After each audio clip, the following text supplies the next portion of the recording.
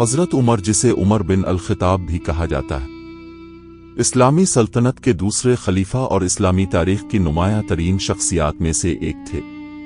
وہ 584 عیسوی کے لگ بھگ مکہ میں پیدا ہوئے اور ان کا تعلق قریش کے قبیلہ بنو عدی سے تھا۔ اسلام قبول کرنے سے پہلے حضرت عمر پیغمبر اسلام اور ان کے پیروکاروں کے سخت مخالف تھے، تاہم 616 عیسوی میں اس نے ایک تبدیلی کا تجربہ کیا جب اس نے اپنی بہن کو قرآن کی آیات کی تلاوت کرتے ہوئے سنا اور اس کی سچائی کے قائل ہو گئے۔ اس کے بعد وہ پیغمبر اسلام کے پاس گئے اور اسلام قبول کرنے کا اعلان کیا، اور وہ ابتدائی مذہب تبدیل کرنے والوں میں سے ایک بن گئے۔ حضرت عمر نے ابتدائی اسلامی معاشرے میں اہم کردار ادا کیا۔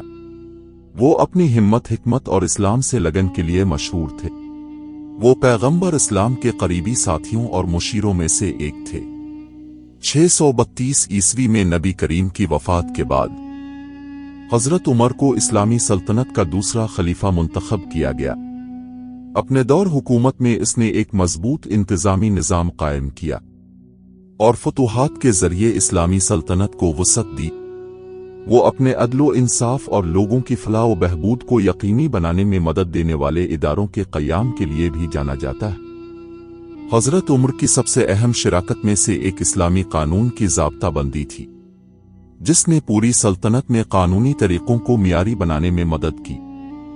انہوں نے قرآن کو ایک متن میں مرتب کرنے کا بھی حکم دیا، جس سے مقدس صحیفے کے تحفظ اور درستگی کو یقینی بنانے میں مدد ملی۔ حضرت عمر کو 644 عیسوی میں ایک فارسی غلام نے قتل کر دیا، جو خلیفہ کے دور حکومت میں اپنی مراد کے ضائع ہونے پر پریشان تھا۔ ان کے مختصر دور حکومت کے باوجود حضرت عمر کی میراث صدیوں تک برقرار ہے، اور وہ اب بھی اسلامی تاریخ کی سب سے بااثر شخصیات میں سے ایک کے طور پر بڑے پیمانے پر قابل احترام ہے۔